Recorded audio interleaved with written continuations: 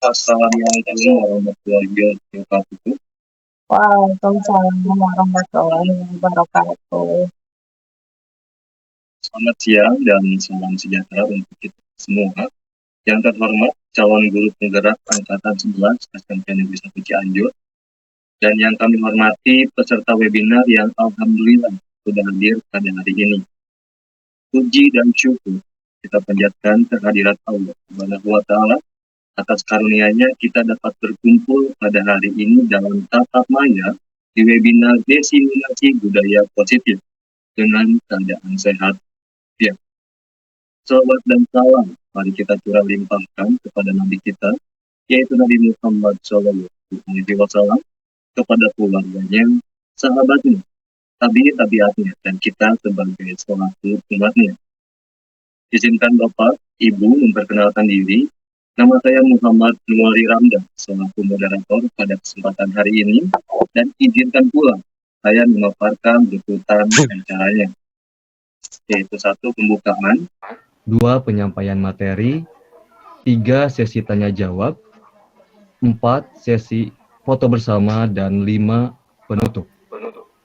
Baik, Bapak Ibu yang berbahagia, untuk mengefisienkan waktu, langsung saja kita buka webinar ini dengan melafalkan basmalah bersama. Bismillahirrohmanirrohim. Selanjutnya adalah penyampaian materi. Akan tetapi di sini saya akan memaparkan terlebih dahulu tata tertib yang harus ditaati saat penyampaian materi berlangsung, yaitu 1. Peserta dimohon untuk mematikan audio atau mikrofon selama webinar. 2. Mikrofon dapat diaktifkan ketika sedang sesi tanya jawab. 3. Jika ada pertanyaan, silakan ketik di kolom komentar atau pesan, atau klik stiker raise hand. Dan 4, terakhir, presensi akan dibagikan setelah sesi tanya jawab dalam kolom komentar. Mungkin itu untuk tata tertib dalam kegiatan webinar kali ini. Selanjutnya adalah penyampaian materi dari narasumber kita, yang sebelumnya saya akan membacakan terlebih dahulu kurikulum vitae dari narasumber kita, yaitu bernama Ibu Gia Adila Nur Hasanah SPD. Beliau lahir di Cianjur pada tanggal 18 Oktober 1995. Beliau guru matematika di SMP Negeri 1 Cianjur dan merupakan calon guru penggerak angkatan 11. Baik, Bapak Ibu yang berbahagia, selanjutnya adalah penyampaian materi dari narasumber kita, Ibu Gia. Kita akan sapa terlebih dahulu. Assalamualaikum, Ibu Gia. Waalaikumsalam Bapak Ari. Bagaimana kabarnya hari ini, Ibu? Alhamdulillah sehat Bapak. Terima kasih Bapak Ari. Alhamdulillah. Sama-sama, Bapak Ari Ibu. sehat? Alhamdulillah sehat, Ibu. Alhamdulillah, Ibu, jika dilihat dari peserta, sangat antusias sekali yang dibuktikan dengan banyaknya peserta yang hadir dalam tatap maya kali ini. Dan itu juga, Ibu, sepertinya sudah penasaran nih dengan materi yang ingin Ibu sampaikan dan sangat menunggu-nunggu seperti itu, Ibu. Materi yang salah satunya Ibu ingin sampaikan. Apakah Ibu sudah siap? Insya Allah siap. Mangga Bapak Ari. Baik, jika begitu kepada Ibu Gia disilahkan. Ya baik. Terima kasih Bapak Ari yang telah membuka kegiatan diseminasi hari ini. Oke. Alhamdulillahirrahmanirrahim. Bismillahirrahmanirrahim. Assalamualaikum warahmatullahi wabarakatuh. Waalaikumsalam warahmatullahi wabarakatuh. Bapak Ibu semua, sebelumnya izinkan saya untuk share screen terlebih dahulu ya Bapak Ibu.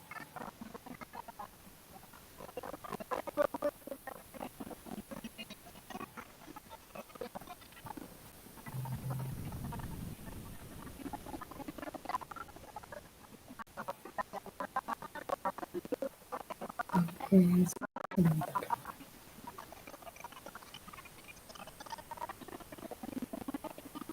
Sudah terlihat Bapak Ibu? Sudah, Ibu, alhamdulillah. Kita perbesar ya supaya terlihat.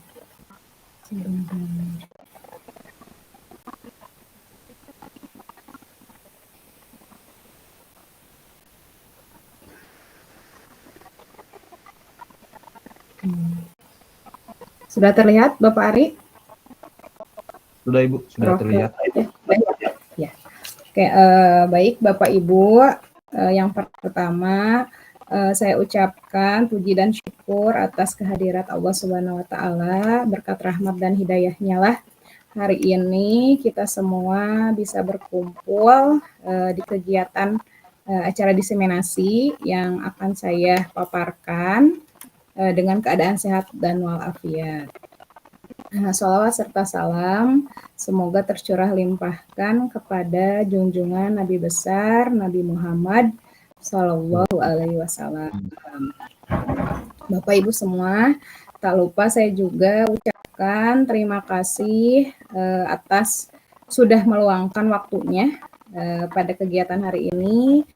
Dalam salah satunya ini adalah tugas aksi nyata saya dalam pendidikan guru penggerak angkatan 11. Di sini saya akan memaparkan hasil belajar saya tentang budaya positif, diseminasi budaya positif. Oke, Bapak Ibu semuanya, saya berbicara di sini bukan berarti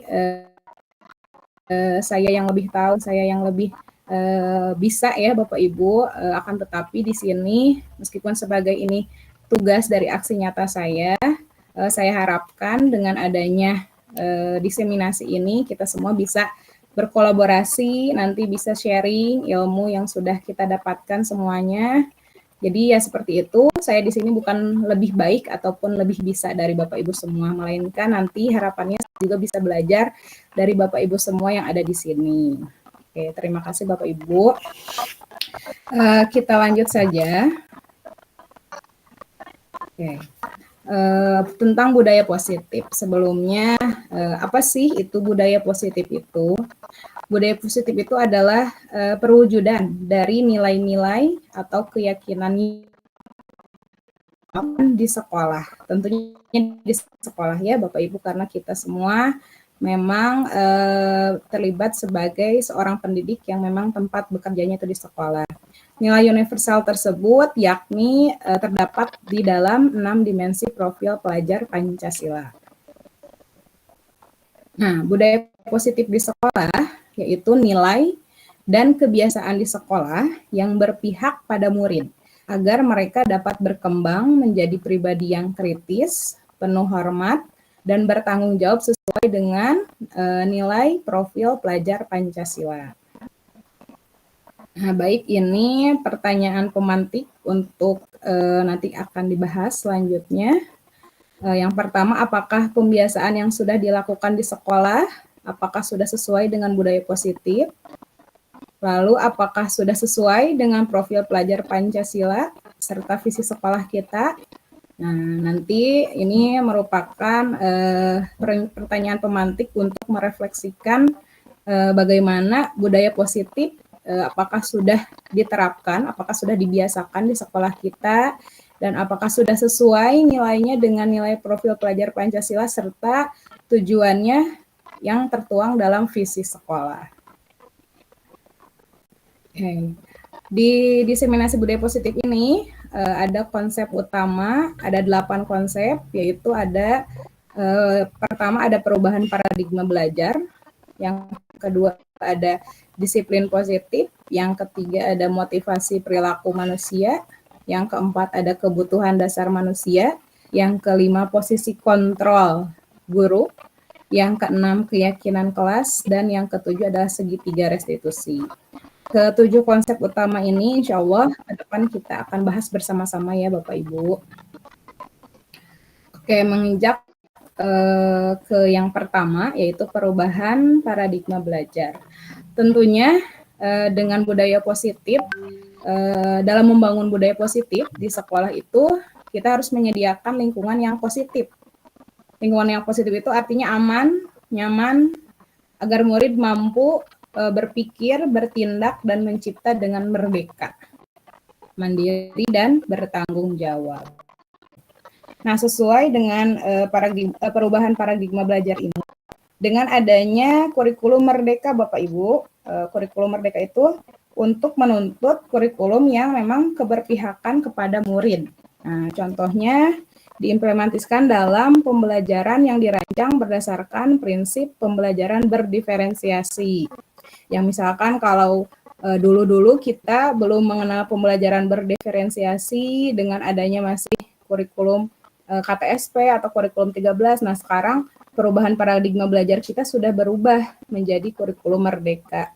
Yang dimana kurikulum merdeka itu kita dituntut untuk memang mengutamakan kebutuhan murid kita. Nah, pembelajaran berdiferensiasi di sini adalah pembelajaran yang dimana peserta didik bisa belajar sesuai dengan kebutuhannya berdasarkan tahap psikologi modern untuk mewujudkan profil pelajar Pancasila. Atau bisa juga pembelajarannya tersebut dirancang berdasarkan prinsip pembelajaran yang berpihak kepada murid. Nah, sehingga anak didik kita bisa menjadi manusia yang bisa meraih keselamatan dan kebahagiaan yang setinggi-tingginya di masa depan nanti. Nah, selanjutnya di sini ada miskonsepsi tentang teori kontrol. Nah, sebelumnya kita mengenal kalau zaman dulu itu ada istilah stimulus respon ya Bapak Ibu ya. Nah, stimulus respon itu sekarang telah berubah, diharapkan sudah berubah menjadi teori kontrol. Nah, di sini ada miskonsepsi, artinya miskonsepsi itu berarti pernyataan yang memang salah gitu ya, apakah masih ilusi atau gitu. Nah, di sini ada ilusi itu berarti kan bias, belum pasti kebenarannya ilusi gitu ya Pak, masih samar gitu. Ilusi guru mengontrol murid. Nah, mengontrol murid. Yang pertama ada ilusi bahwa semua penguatan positif itu efektif dan bermanfaat. Nah, apakah benar bahwa semua penguatan positif yang kita berikan kepada murid itu akan efektif dan bermanfaat? Nah, seperti itu. Yang kedua ada ilusi bahwa kritik dan membuat rasa bersalah mampu menguatkan karakter. Nah, tak jarang juga kita suka membuat merasa salah ya anak itu. Nah, apakah itu tuh mampu menguatkan karakter dari murid tersebut gitu. Nah, yang ketiga ada ilusi bahwa orang dewasa itu berhak memaksa. Nah, apakah benar seperti itu? Nah, ini merupakan ilusi guru mengontrol murid tentang miskonsepsi teori kontrol. Nah, sekarang kita akan belajar di mana mengubah paradigma yang sebelumnya itu adalah stimulus respon menjadi kependekatan teori kontrol. Stephen R. Covey dalam itunya mengatakan bahwa bila kita ingin membuat kemajuan perlahan, sedikit-sedikit, ubahlah sikap atau perilaku Anda.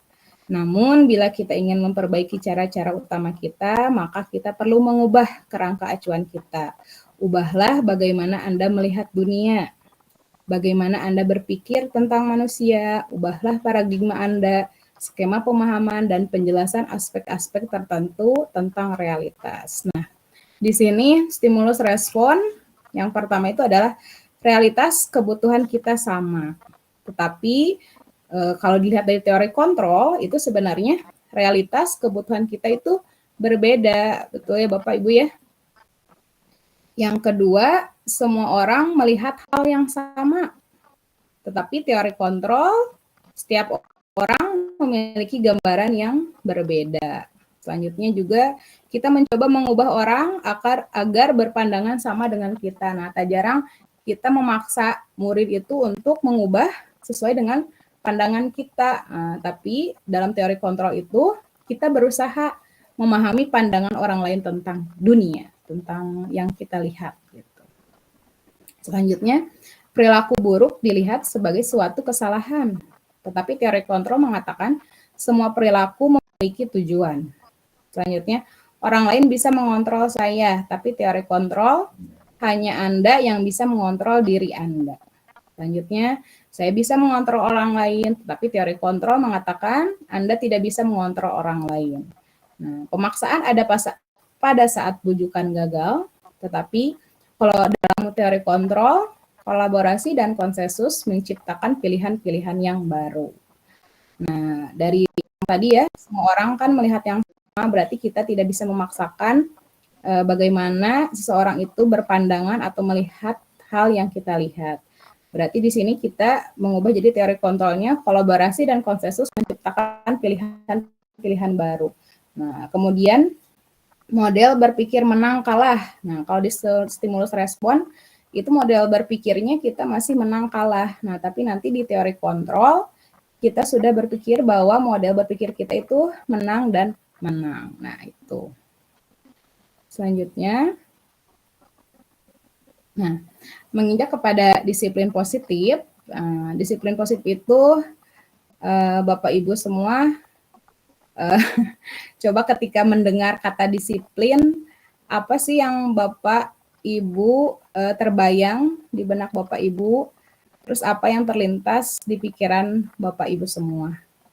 Boleh ada yang mau bercurah pendapatnya atau mengemukakan pendapatnya tentang apa yang terlintas mengenai disiplin.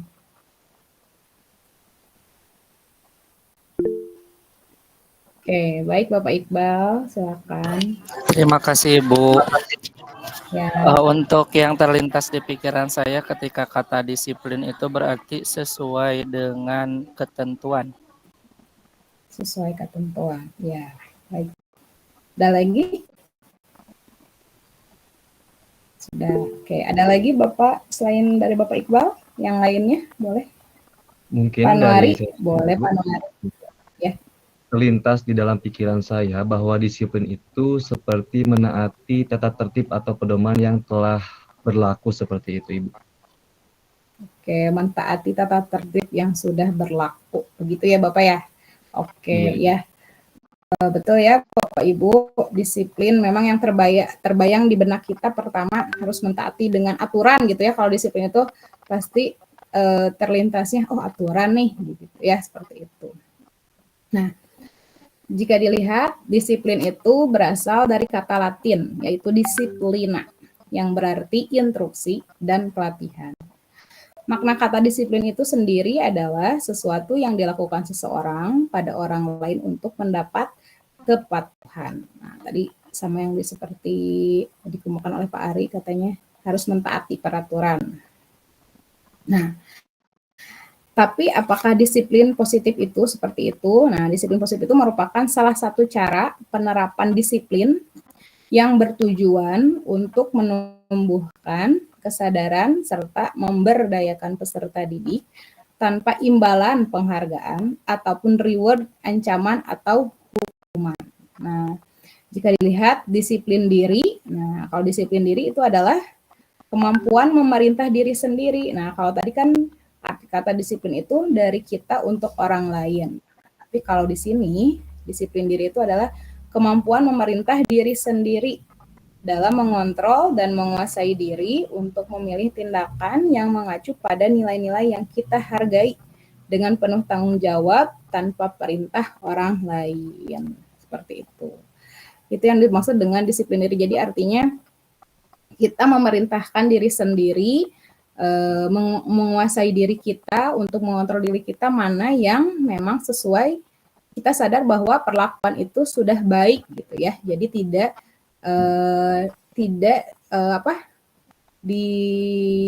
dimotivasi oleh orang lain gitu. Jadi sadar akan perlakuan yang sudah baik itu bagaimana. Itu dari disiplin positif dan dari disiplin diri. Gitu, Bapak. Selanjutnya, nah tujuan kita sebagai pendidik adalah menciptakan peserta didik yang memiliki disiplin diri sehingga mereka berperilaku mengacu kepada nilai-nilai kebajikan universal dan memiliki motivasi intrinsik dari dalam perubahan perilaku ke arah yang lebih baik. Tentunya nilai-nilai kebajikan tersebut juga yang sudah disepakati bersama, yaitu salah satunya dengan nilai dari profil pelajar Pancasila. Nah, betul ya Bapak Ibu, kita sebagai sebagai pendidik tentunya harus bisa mewujudkan atau menciptakan disiplin yang bagaimana. Nah, disiplin itu yang disiplin diri sehingga si anak didik itu bisa berperilaku kepada nilai-nilai kebajikan yang sudah sesuai gitu. Contohnya dengan nilai-nilai kebajikan itu bisa dilihat dari yang sudah disepakati bersama, yaitu ada profil pelajar Pancasila. Masih ingat ya Bapak Ibu ya, profil pelajar Pancasila itu yang pertama ada beriman dan bertakwa kepada Tuhan Yang Maha Esa dan berakhlak mulia, berkebinekaan global, gotong royong, mandiri, kreatif, dan bernalar kritis. Nah, tentunya harapan-harapan ini, nilai-nilai kedisiplinan ini yang mengacu kepada nilai-nilai kebajikan.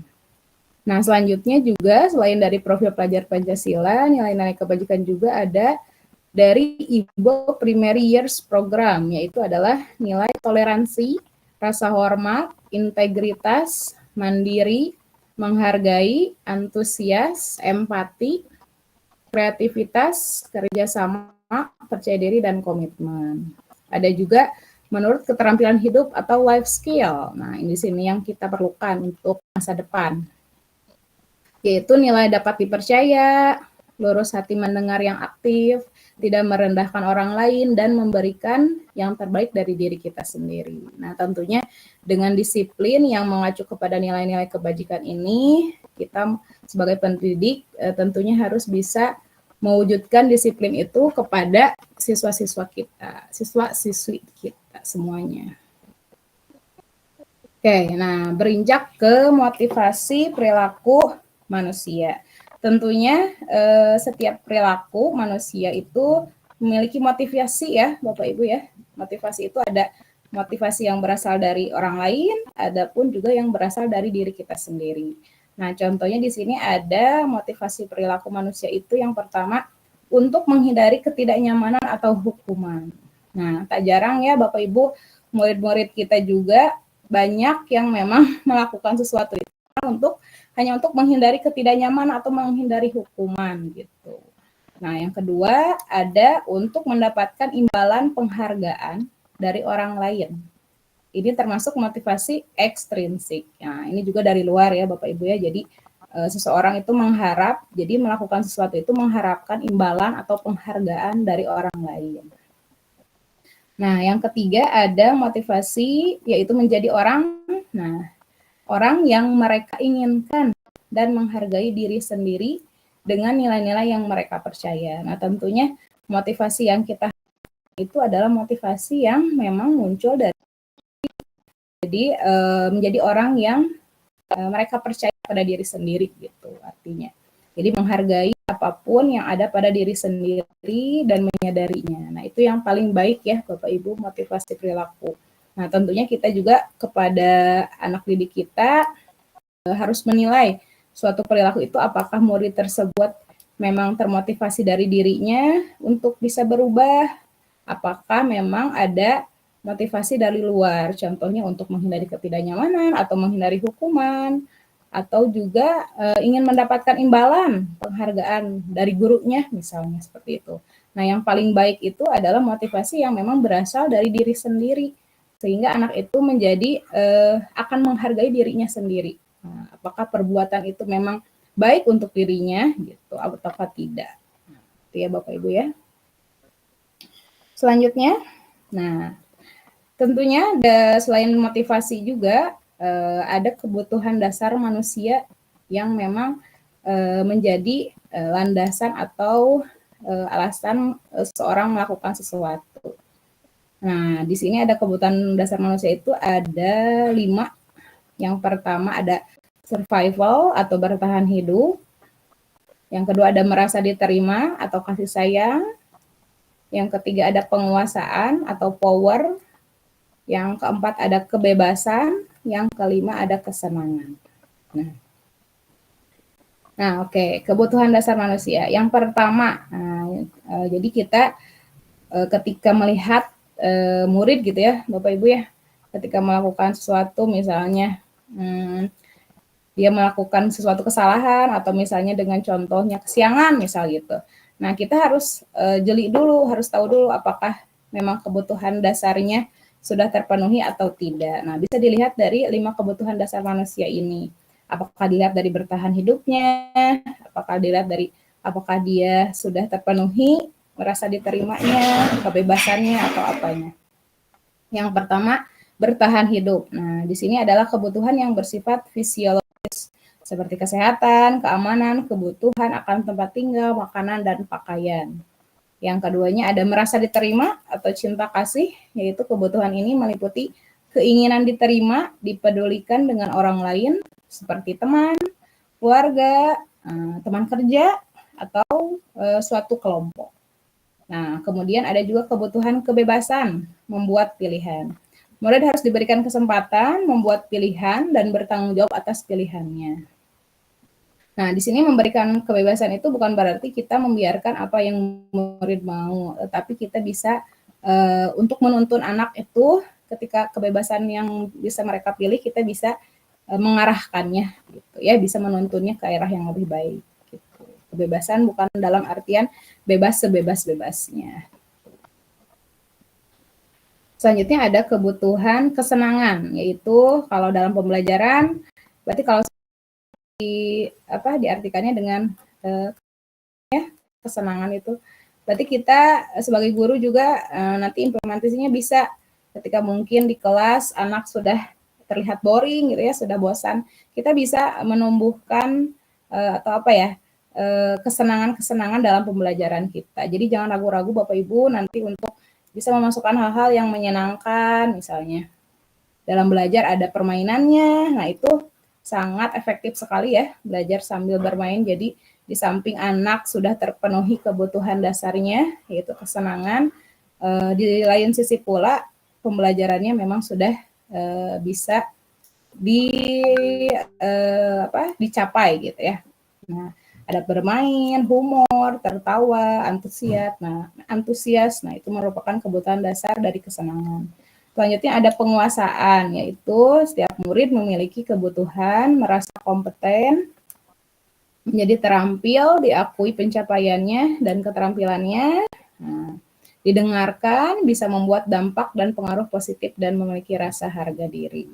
Nah, itu dari 5 kebutuhan dasar manusia untuk bisa mempengaruhi apakah disiplin atau perilaku dari murid kita apakah sudah terpenuhi atau tidak. Nah, di sini selanjutnya ada posisi kontrol guru. Nah, tentunya di sini ada 5 posisi kontrol guru. Nah, ini bisa dijadikan bahan refleksi kita semua ya Bapak Ibu. Apakah kita masih sebagai guru yang suka menghukum, atau membuat rasa bersalah, ataupun bisa juga sebagai teman, pemantau, atau manajer. Tentunya yang lebih baik yang mana Bapak Ibu? Posisi kontrol guru. Yang manajer. Ya, yang mana? Yang manajer, Bu. Yang manajer ya. Wih, boleh nih. Boleh, karena kita zaman sekarang sudah tidak ada hukum-hukuman lagi ya, Bapak Ibu semua ya. Nah, ini ada 5 posisi kontrol guru: penghukum, pembuat rasa bersalah, teman, pemantau, dan manajer. Tentunya yang paling baik yang kita harapkan dari diri kita sendiri itu adalah sebagai manajer, mau kepada siswa ataupun kepada diri kita sendiri, kepada teman kita, kita harus bisa memposisikan sebagai manajer. Nah, di sini saya mempunyai video tentang posisi kontrol. Nanti Bapak Ibu boleh melihat videonya. Nah, bentar.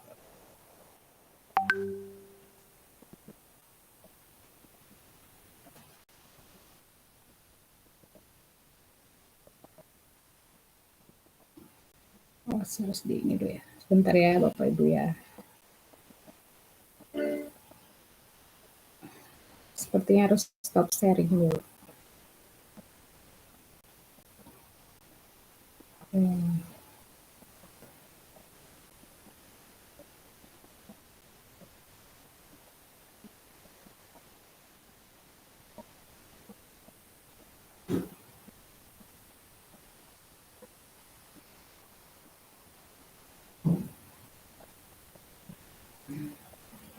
Di sini Bapak Ibu, oke ada ya.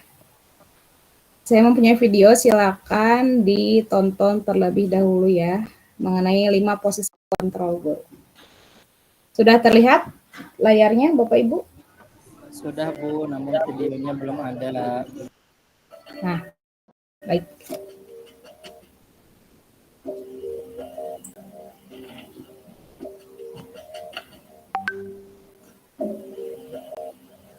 Naren! Sini kamu! Selamat pagi, Bu. Selalu terlambat. Kamu deh, pasti terlambat. Maaf, Bu. Saya... Apa? Apa coba? Alasan kamu apa lagi? Kapan sih kamu tidak terlambat? Malas sekali ya kamu jadi anak. Saya... Dasar pemalas. Gak kapok-kapok sih kamu. Sudah berapa kali terlambat? Sana, kamu keliling lapangan basket 2 kali. Kenapa saya harus keliling lapangan basket, Bu? Kenapa? Kamu melawan ibu? Berani-beraninya jawab. Sudah terlambat, masih jawab pula.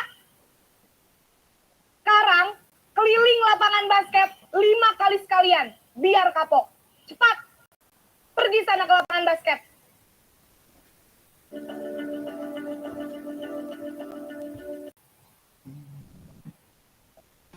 Oke Bapak Ibu, sudah dilihat tadi videonya? Sudah Bu. Sudah. Tadi ada yang mau menceritakan tadi tentang 5 posisi kontrol guru. Sebagai Pak apa ya Ridwan tadi? Bu. Sebagai Boleh. penghukum. Penghukum. Ciri-cirinya apa ya Bapak Ibu?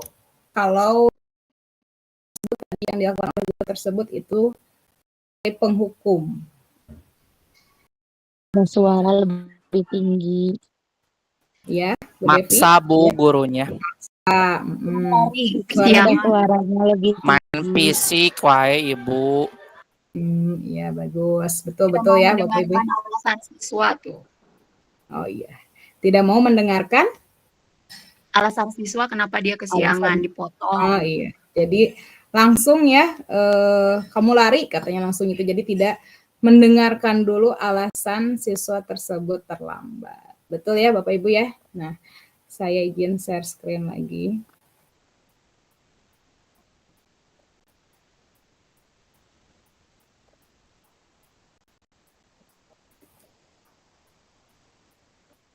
Ada belum Bapak Ibu?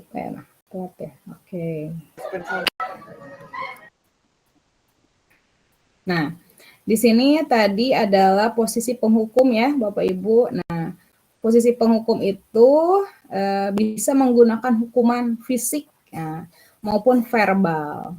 Orang-orang yang menjalankan posisi penghukum senantiasa mengatakan bahwa sekolah memerlukan sistem atau alat yang dapat lebih menekan murid-murid lebih dalam lagi. Nah, ciri-cirinya dari posisi penghukum itu menggunakan nada suara tinggi, bahasa tubuhnya yaitu tadi kelihatan ya dari Ibu tadi matanya melotot dan jarinya menunjuk-nunjuk, menghardik. Nah, seperti itu. Nah, apa sih dampak yang akan terjadi ketika kita berkontrol diri gitu ya sebagai posisi sebagai penghukum?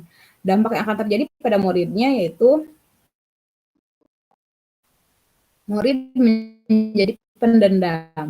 Nah, bisa saja nanti berkelanjutan sampai mereka besar, bisa saja murid tersebut mempunyai dendam kepada gurunya gitu. Dan yang kedua, tidak menyukai guru atau mata pelajaran yang diampu guru tersebut. Jadi ini bisa juga berdampak ke hal-hal yang lain yang sepertinya tidak ada hubungannya dengan perilaku yang sudah dilakukan murid tersebut. Misalkan tadi sudah kesiangan tapi akan berpengaruh terhadap tidak menyukai gurunya, begitupun dengan tidak menyukai mata pelajarannya yang memang nanti akan berakibat kepada murid tersebut dan juga guru pun akan tidak merasa nyaman berada di kelas. Nah, seperti itu ya. Itu posisi penghukum. Oke, kita lanjutkan lagi videonya.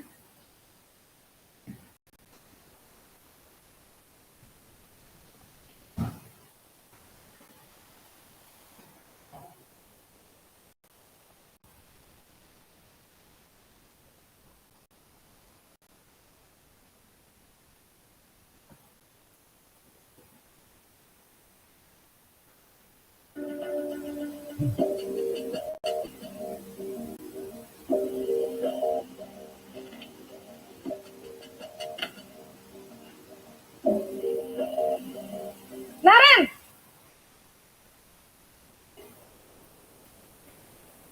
Selamat pagi, Bu. Naren, kamu kenapa terlambat lagi, nak? Ya Tuhan, Naren, kamu senang ya bikin ibu susah ya? Kalau kamu terlambat lagi, nanti ibu yang ditegur bapak kepala sekolah, nak. Disangka ibu tidak bisa membina kamu. Duh, gimana ini? Maaf, Bu. Duh, Gusti Naren. Kamu suka ya kalau ibu ditegur bapak kepala sekolah? Terus, sekarang ibu harus tulis apa ini di buku absen? Ini kamu sudah sering terlambat loh. Ibu harus apa coba? Maaf, Bu. Maaf sekali. Ya sudah, lain kali jangan bikin ibu susah lagi ya nak ya. Ibu tidak akan kuat lagi kalau kamu begini terus. Bisa jantungan kalau ibu ditegur bapak kepala sekolah. Karena cepat ke kelas. Maaf ya, Bu. Maaf sekali.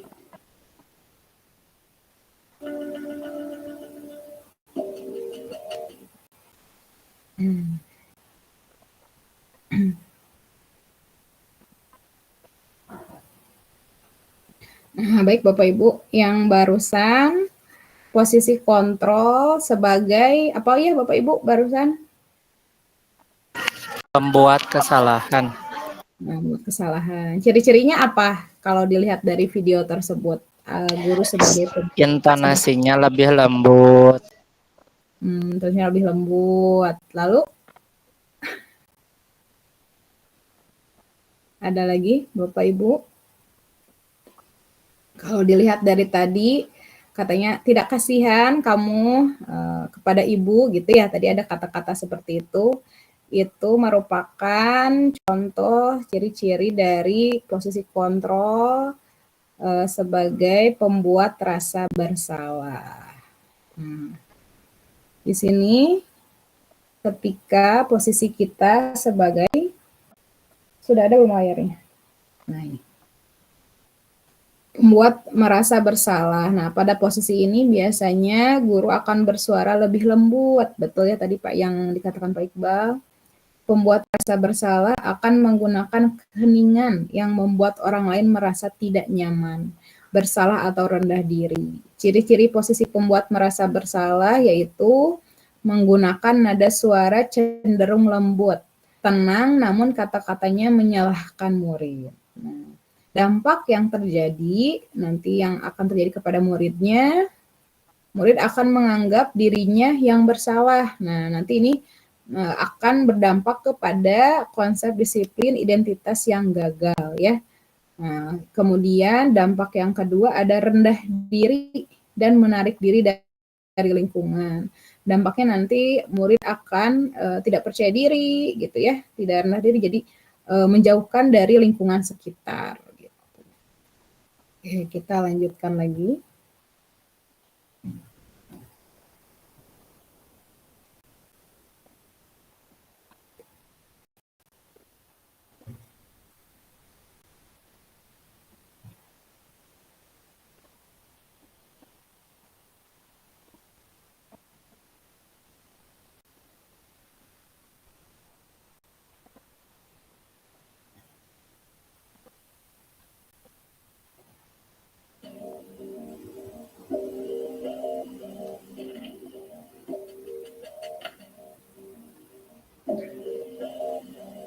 Naren!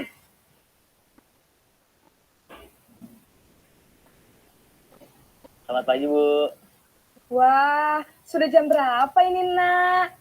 Terlambat lagi ya sayang. Iya, Bu. Habis ibu saya lupa bangunkan saya, Bu.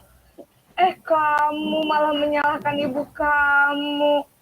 Kamu bukannya anak yang larinya paling kencang. Kok terlambat sih? Iya, Bu. Saya memang terlambat bangun tadi. Jadi, biarpun saya lari kencang, tetap gak kekejar, Bu. Ya sudah sana. Nanti lain kali larinya lebih kencang lagi ya. biar gak terlambat lagi. Bikin seneng ibu, demi ibu. Bisa kan? Bisa lah, Bu. Ya sudah, sana masuk kelas. Ibu beresin urusan absen kamu. Kamu ini ada-ada saja.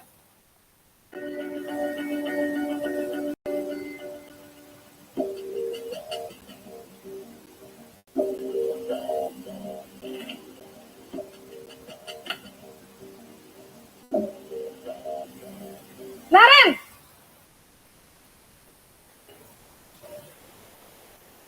Selamat pagi, Bu. Naren, apa peraturan sekolah kita tentang jam berapa kita harus masuk sekolah, nak? Kita harus di sekolah jam 7, Bu.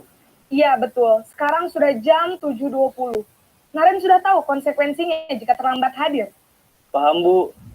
Saya harus tinggal kelas pas jam istirahat selama 20 menit. Iya, benar. Konsekuensinya demikian. Jadi nanti jam 9.30, pas istirahat, kamu harus tinggal di kelas, kerjakan tugas tambahan untuk ketertinggalan kamu, ya? Baik, Bu.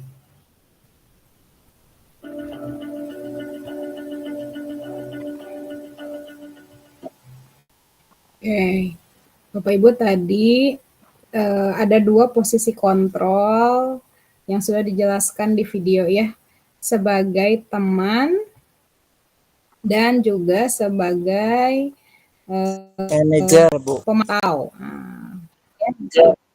Manajer belum ya? Belum Bapak. Manajer belum. Kita bahas dulu aja tentang posisi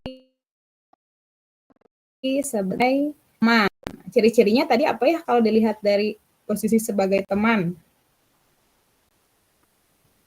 Nah, sebagai teman itu kalau dilihat tadi, nah, tidak akan menyakiti murid. Nah, tadi terlihat ya respon dari murid tersebut seperti kepada teman saja gitu, tidak merasa bersalah ataupun apa. Namun akan tetap berupaya mengontrol murid melalui persuasi. Posisi teman pada guru bisa negatif ataupun positif. Positif di sini berupa baik dan murid. Guru di posisi teman menggunakan hubungan baik dan humor untuk mempengaruhi seseorang. Ciri-ciri posisi teman yaitu tadi menggunakan nada yang ramah, akrab, cenderung bersenda gurau untuk menjaga suasana tetap santai. Tadi di video tersebut muridnya menanggap pembicaraan dari gurunya itu terlihat santai gitu ya. Ada cenderung humornya gitu, ramah dari gurunya. Apa sih dampak yang akan terjadi kepada murid ketika kita berada sebagai posisi sebagai teman kepada murid? Yaitu pertama, murid akan ketergantungan pada satu orang guru. Jadi murid merasa, oh sama ibu ini mah, sama bapak ini mah baik, soalnya suka nasehatinnya baik-baik gitu ya, atau dengan nada-nada yang ramah, terus pembawaannya juga santai gitu. Nah, itu yang akan berdampak kepada yang akan terjadi di murid. Yang keduanya, murid menjadi tidak mandiri dan tidak bisa berpikir untuk dirinya sendiri karena yang tadi, karena ketergantungan pada ibu dan bapak gurunya tersebut. Nah, yang selanjutnya tadi ada posisi kontrol sebagai pemantau. Nah, pemantau di sini berarti mengawasi ya, Bapak Ibu ya. Nah, tadi kalau posisi pemantau itu sangat mengandalkan perhitungan. Jadi dipantau gitu, catatan, data yang dapat digunakan sebagai bukti atas perilaku seseorang. Posisi A ini akan menggunakan stiker, slip catatan, daftar cek gitu. Posisi pemantau sendiri berasal dari teori stimulus respon, yang menunjukkan tanggung jawab guru dalam mengontrol murid. Tapi sebenarnya kan kalau dilihat dari teori kontrol itu bahwa yang bisa mengontrol diri kita itu adalah diri kita sendiri. Jadi jangan menergantungkan kepada orang lain. Ya. Ciri-cirinya bagaimana kalau kita bertindak sebagai posisi pemantau? Ciri-cirinya menggunakan nada suara datar, bahasa tubuh yang formal. Dampak yang terjadi pada murid yaitu murid akan menghitung konsekuensi dan hadiah tanpa memahami sepenuhnya nilai kebijakan yang dituju. Jadi mengandalkan konsekuensi ya kalau di dalam pemantau.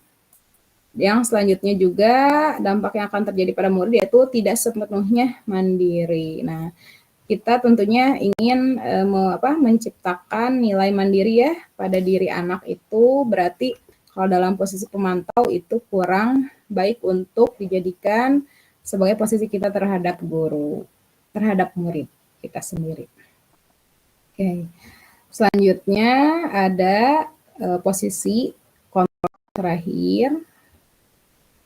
Oke.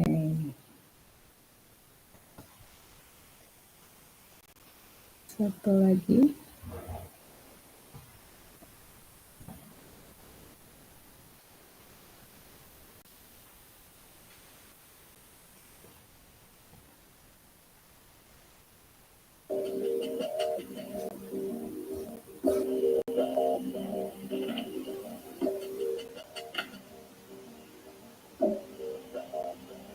Naren,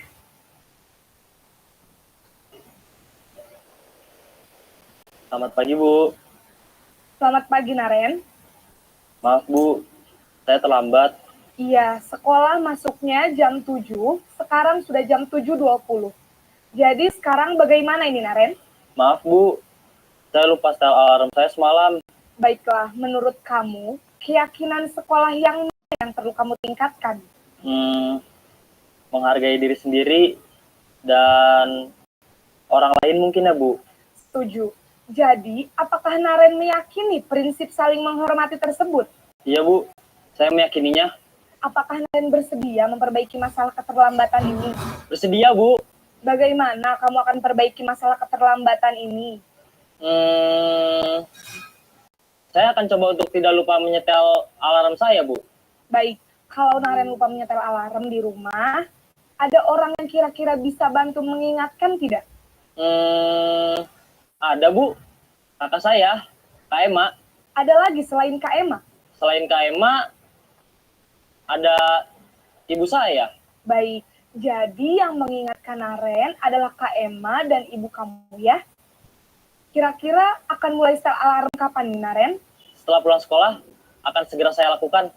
Baik, jadi Naren akan setel alarm untuk bangun besok pagi dan akan diingatkan oleh kakak dan ibunda Naren ya.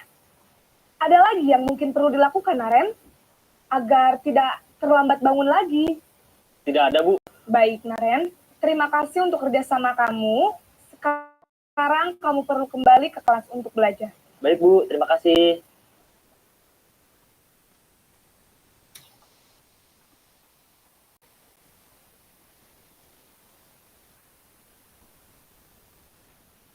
Ya, Bapak Ibu.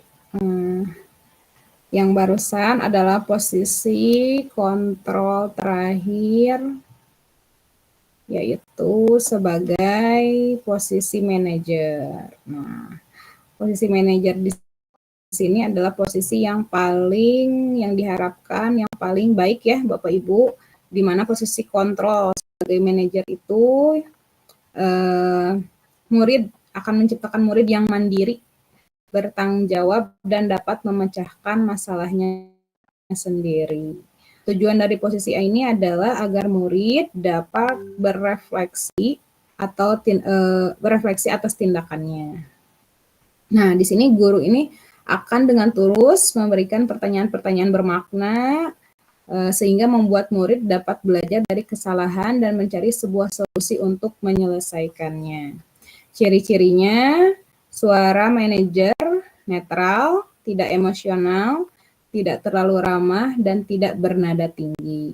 Selanjutnya, tercipta identitas positif atau berhasil. Yang selanjutnya, guru akan dengan tulus mengajukan pertanyaan-pertanyaan bermakna agar membuka pikiran murid. Selanjutnya, guru juga akan terus membimbing murid untuk memecahkan masalahnya secara mandiri. Jadi artinya posisi sebagai manajer ini adalah posisi yang memang disarankan sebagai guru untuk bisa memimpin murid untuk mencapai tujuannya untuk dapat bisa menjadi murid, menjadi bisa bertanggung jawab, bisa mandiri, dan bisa menyelesaikan masalahnya sendiri. Tugas kita hanya untuk sebagai membimbing dan memberikan pertanyaan-pertanyaan yang bisa membuka pikiran murid. Nah, itu ya Bapak Ibu ya, tentunya saya sendiri pun masih terus mencoba sebagai memposisikan diri sebagai manajer. Baik Bapak Ibu, kita lanjutkan lagi. Bapak Ibu, di sini saya apakah Bapak Ibu sudah setuju belum dengan pernyataan ini? Yang pertama, apakah hukuman dapat mendisiplinkan anak? Nah, kedua, apakah pemberian hukuman dengan hal positif seperti membaca atau membersihkan halaman sekolah dapat meningkatkan disiplin anak? Lalu memberi penghargaan dapat meningkatkan motivasi belajar anak. Oke, Bapak Ibu, ada yang mau memberikan pandangannya, setuju atau tidak dengan pernyataan yang ada di sini?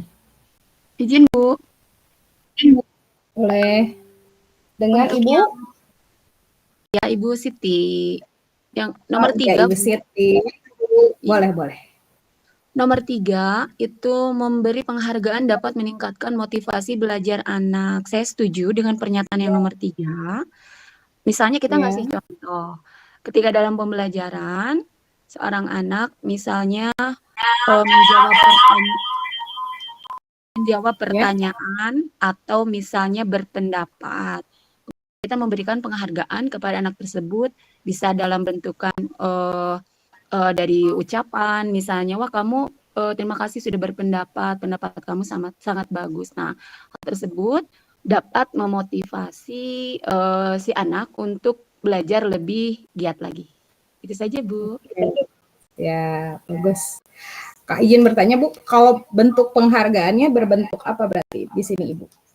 Biasanya bisa saja secara lisan. Lisan. Atau mungkin bisa dikasih kayak poin plus, mungkin juga bisa ngasih bintang, atau bisa saja dengan nilai tambah ke anak yang aktif dalam kegiatan pembelajaran. Oke, baik. Terima kasih ya Ibu Siti. Baik.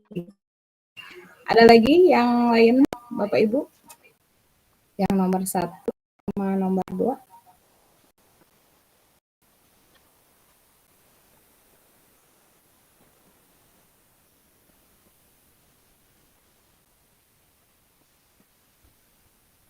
Ya, Bapak Ibu ada? Atau kalau tidak secara lisan boleh di kolom chat.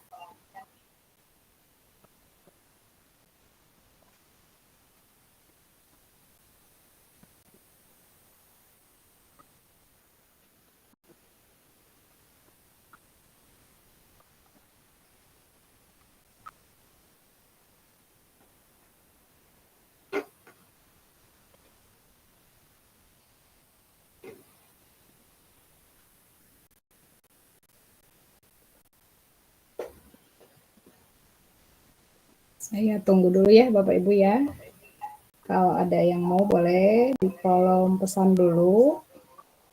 Atau mau secara langsung berbicara boleh. Diaktifkan mikrofonnya.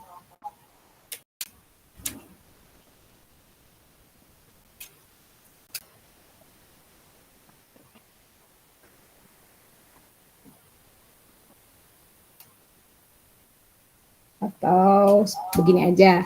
Nomor 1, apakah Bapak Ibu setuju enggak dengan hukuman dapat mendisiplinkan anak? Yang setuju. Setuju atau tidak? Tidak, Bu. Tidak, ya. Boleh Bu Siti lagi yang mau mengemukakan alasannya kenapa tidak setuju? Boleh, Ibu. Kalau hukuman itu sebenarnya anak itu bukan menjadi disiplin, tapi si anak itu bahkan gurnya. Jadi jadi disiplin, bisa jadi malah jadi benci ke gurunya, karena bukan jadi sadar akan perilaku kesalahan yang sudah dia buat. Jadi saya tidak setuju atau kurang setuju kalau hukuman dapat mendisiplinkan anak. Iya, betul ya, sangat tidak setuju ya Bu, dengan pemberian hukuman itu bisa mendisiplinkan anak. Jadi kita sudah memang sudah melupakan apa yang itu yang dinamakan hukuman. Justru dengan mendisiplinkan anak itu kita tidak usah memakai hukuman, tapi bagaimana caranya supaya anak itu tersadar atas perilakunya tersebut. Apakah perilaku tersebutnya baik atau tidak, apakah bermanfaat untuk dia atau tidak. Nah, begitu ya Bu ya. Oke. Selanjutnya nomor 2, apakah pemberian hukuman dengan hal positif seperti membaca atau membersihkan halaman sekolah dapat meningkatkan disiplin anak? Setuju atau tidak? Baik Ibu, izin menjawab ya, berpendapat. Boleh. Mungkin Bapak. untuk 1 dan 2 mungkin ya Ibu ya, bahwa untuk hukuman-hukuman itu juga bisa diterapkan dalam mendidik kedisiplinan menurut saya. Akan tetapi yang perlu diingat, tidak semua hukuman bisa dipakai. Hukuman pun sesungguhnya memiliki aturan dan prinsip dalam pemakaiannya agar hukuman tidak menjurus ke arah kekerasan fisik maupun psikis. Nah, seperti halnya relevan dengan nomor 2. Seperti itu hukuman yang bisa dikatakan hukuman yang memiliki hal yang positif seperti itu. Seperti membaca dan seperti membersihkan kelas. Seperti itu Ibu. Terima kasih. Oke. Jadi menurut Pak Ari, kalau memberi hukuman dengan membaca, membersihkan halaman sekolah, itu efektif tidak meningkatkan disiplin anak? Efektif Ibu menurut saya seperti itu. Karena ada beberapa hukuman yang dapat dikatakan boleh dilakukan dan juga boleh tidak dilakukan seperti itu. Oke. Contohnya seperti nomor 2 itu tadi, hukuman yang berdampak positif. Siap. Terima kasih Ibu. Terima kasih Bapak Ari. Ya, sama-sama. Baik Bapak Ibu ya, terima kasih atas jawaban-jawabannya. Memang ini menjadi bahan refleksi kita, apakah tindakan-tindakan yang selama ini kita laksanakan itu apakah memang sudah sesuai, apakah betul atau tidak gitu ya. Karena kita masih di proses belajar juga. Nah, apalagi kalau hukuman itu sebenarnya tidak ada untuk mendisiplinkan anak ya. Sebenarnya gitu. Nah, justru kita tuh memang harus bisa menyadarkan anak, bisa mendisiplinkan anak, bagaimana kedisiplinan diri itu bisa muncul dalam anak tersebut. Ketika memang anak sudah melakukan perilaku yang memang keluar dari disiplin yang tidak seharusnya, maka tugas kita lah yang memang harus menyadarkan anak itu. Jadi jangan sampai diberi hukuman, jangan sampai diberi hal-hal yang memang tidak ada hubungannya dengan perilaku yang sudah dilakukan anak tersebut. Karena intinya tujuannya kita harus bisa menyadarkan anak supaya anak tahu bahwa perlakuan itu tuh memang tidak betul gitu ya, atau tidak sesuai dengan norma-norma yang sudah ada gitu. Baik, kita lanjutkan ya Bapak Ibu. Nah, konsep disiplin itu menjadi 2 ya, itu ada konsep disiplin identitas yang gagal dan konsep disiplin identitas yang sukses. Nah, ketika di sini menerapkan konsep disiplin identitas gagal itu yaitu mencakup 2 tindakan, yaitu memberikan hukuman dan penghargaan. Yang dimaksud dengan hukuman adalah bentuk pengendali perilaku seseorang yang bersifat memaksa dan menyakitkan gitu ya. Sedangkan penghargaan adalah bentuk pengendalian perilaku seseorang dengan suatu imbalan benda atau peristiwa yang diinginkan. Nah, itu kalau identitas yang gagal. Jadi memang kita kalau di gagal itu berarti memang kita memberikan hukuman dan penghargaan. Nah, kenapa di sini penghargaan itu dianggap sebagai konsep disiplin identitas gagal? Karena memang ketika kita memberikan penghargaan gitu ya, justru anak itu akan ketergantungan dengan penghargaan yang kita berikan, Bapak Ibu sebenarnya. Ya, saya juga masih kalau kemarin-kemarin masih suka ngasih bintang, ngasih nilai yang plus gitu ya. Tapi itu boleh saja dilakukan, tapi jangan sampai terus-menerus karena artinya penghargaan itu hanya bersifat sementara Bapak Ibu. Nah, justru dengan anak itu sendiri bisa melakukannya sampai berhasil, sampai benar, itu sudah merupakan penghargaan yang sebenarnya itu udah didapatkan gitu.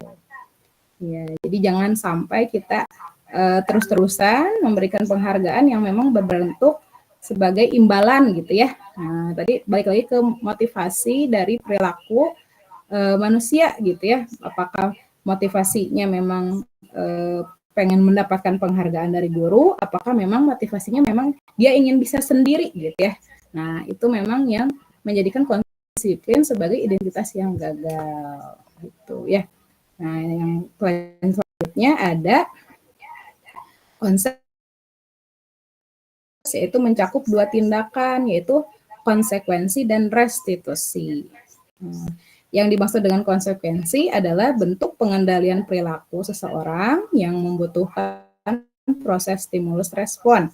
Sedangkan restitusi adalah proses menciptakan kondisi bagi murid untuk memperbaiki kesalahan sehingga mereka bisa kembali pada kelompoknya dengan karakter yang lebih baik. Nah, di sini tentunya konsep disiplin dasar yang sukses itu mencakup konsekuensi dan restitusi. Nah, kita akan bahas selanjutnya. Nah, ini mengenai perbedaan antara hukuman, konsekuensi, dan restitusi. Kita sudah tahu ya bahwa hukuman itu tidak terencana atau tiba-tiba. Selanjutnya lagi, murid tidak tahu apa-apa yang akan terjadi atau tidak dilibatkan. Selanjutnya bersifat satu arah, berupa hukuman fisik atau psikis. Nah, harapannya dari hukuman ini kita sudah berganti Bapak Ibu kepada konsekuensi. Di mana konsekuensi di sini adalah terencana atau sudah disepakati sesuai dengan peraturan. Jadi kalau konsekuensi di sini artinya kayak mengganti sesuatu yang sudah dilakukan seseorang, misalnya anak terlambat datang ke sekolah, berarti konsekuensinya dia tidak akan mendapatkan pembiasaan pagi. Misalkan di sekolah kita kan ada pembiasaan sholat duha karena dia karena dia terlambat datang masuk sekolah, akhirnya konsekuensi yang harus dia dapatkan, dia tidak dapat mengikuti pembiasaan pagi. Nah, itu konsekuensi. Yang kedua, murid tetap tidak nyaman, tetap ya Ibu ya, konsekuensi itu. Dan yang ketiga itu sikap guru selalu memonitor murid.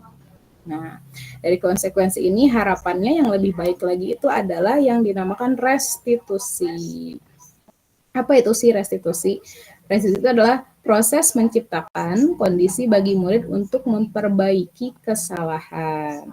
Nah, dalam memperbaiki kesalahannya, prosesnya adalah berkolaboratif yang mengajarkan murid untuk mencari solusinya sendiri. Nah, harapannya dari perlakuan-perlakuan indisipliner yang sudah dilakukan murid itu, kita sudah tidak lagi melakukan hukuman, konsekuensi telah berubah kepada restitusi. Jadi restitusi di sini adalah upaya untuk bisa menciptakan kondisi bagi murid untuk bisa memperbaiki kesalahannya sendiri. Dengan cara apa? Dengan cara proses berkolaboratif guru dan muridnya. Bagaimana cara murid tersebut bisa menyelesaikan masalahnya sendiri, akan sadar atas kesalahan-kesalahannya sendiri. Nah, di sini ada juga kita berefleksi lagi ya, Bapak Ibu ya. Nah, posisi kontrol apakah aku patuhi aturan saya atau awas katanya, tanda seru. Kira-kira ini kontrol apa, Bapak Ibu?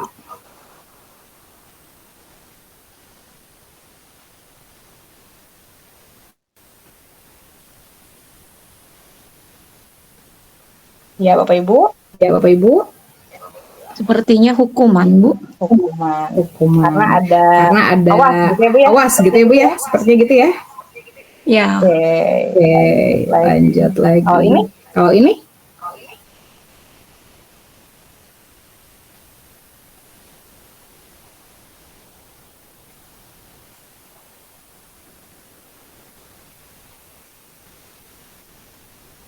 Kalau ini apa, Kalau Bapak? ini apa, Bapak Ibu? Kalau posisi Kalau kontrol, posisi kontrol, berapa kali Ibu harus memberitahumu ya? Apakah Apakah pemantau, teman, atau merasa bersalah, manajer atau penghukum? kita mereview Kita mereview aja ya, Bapak Ibu ya, biar bisa merefleksikan gitu. Oke, Kalau tidak ada yang bisa, coba yang ini.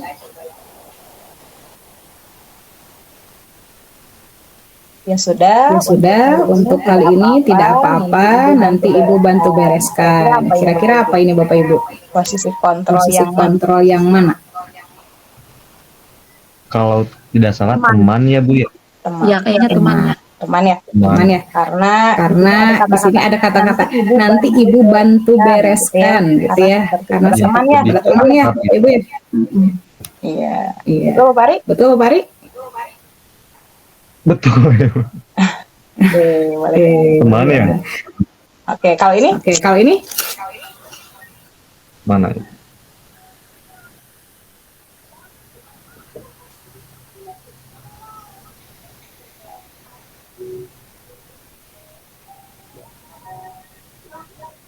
Apa rencanamu untuk memperbaiki hal ini?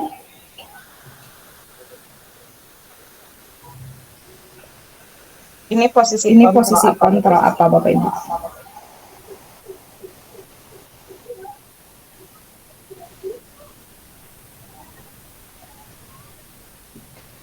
Apakah slide-nya terlihat Bapak Ibu?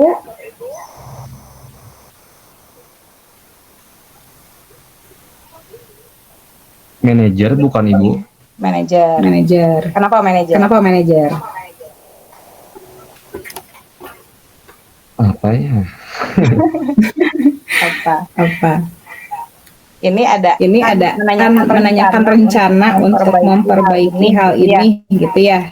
Berarti betul ya ini adalah posisi sebagai manajer karena siswa dilatih untuk bisa memikirkan apa rencana untuk memperbaiki hal yang sudah dilakukan murid gitu. Kita hanya memberikan pertanyaan pemandu gitu ya. Jadi selanjutnya yang akan menentukan itu murid sendiri.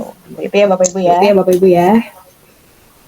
Oke, lanjut lagi kepada keyakinan kelas tentunya. Di sini kenapa keyakinan kelas? Keyakinan kelas itu salah satu nilai untuk bisa mewujudkan disiplin itu sendiri. Karena keyakinan kelas itu adalah nilai-nilai kebajikan atau prinsip-prinsip universal yang disepakati bersama secara universal, secara bersama-sama gitu ya. Lepas dari perbedaan agama, suku, negara dan bahasa.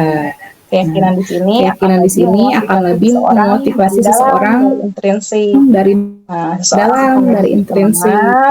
Seseorang akan lebih bersemangat untuk menjalankan keyakinan daripada hanya sekadar mengikuti aturan.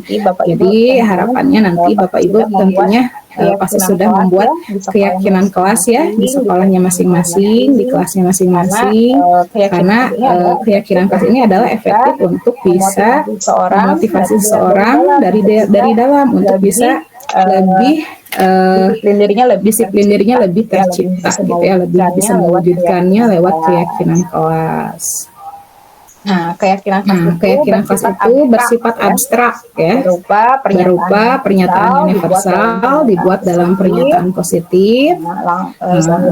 Selanjutnya sedikit saja akan mudah diingat.